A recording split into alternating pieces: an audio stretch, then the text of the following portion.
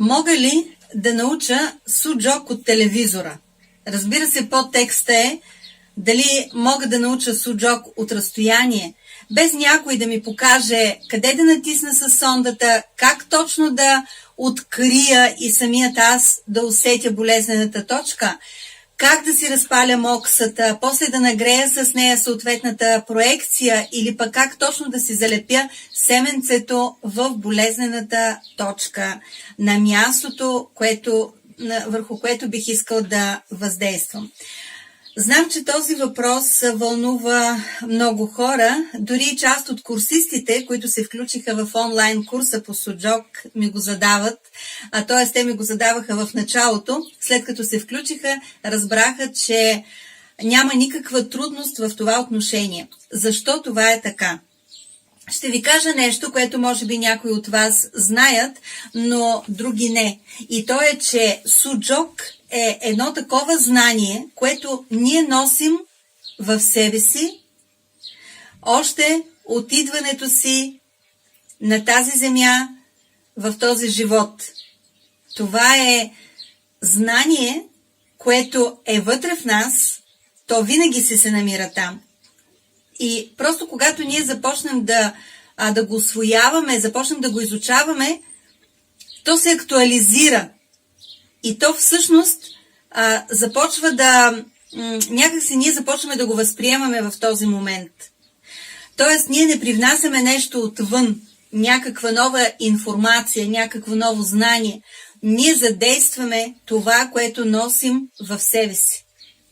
Това е изключително важно, защото отговаря на въпроса защо суджок толкова лесно се усвоява и защо суджок толкова бързо се научава и ти на практика можеш да започнеш да го прилагаш веднага, още щом ти, да кажем, ти покажа една схема.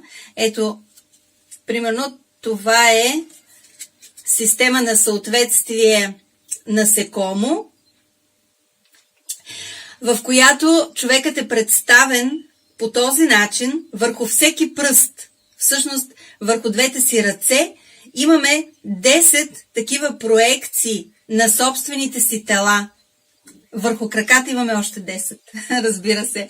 Това е една от системите на съответствие. Има още няколко системи на съответствие, с които се запознават участниците в онлайн курса и това им дава възможност за една по-голяма ефикасност, тъй като колкото повече знания имате за това, как по различни начини да въздействате върху една и съща цел или за реализирането на една и съща цел, толкова по-ефикасни са вашите действия.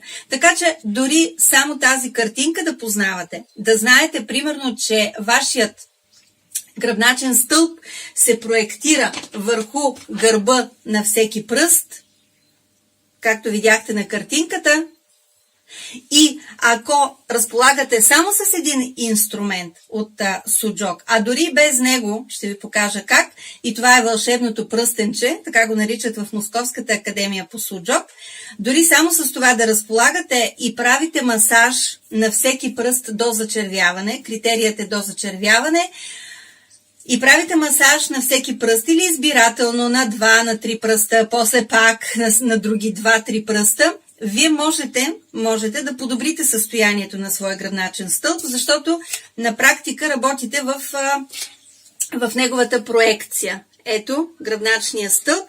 Виждате, шийните прешления са концентрирани върху сгъвката и до опашката. Всъщност опашката се проектира върху кокълчето на ръката. Ето тук на всяко кокълче.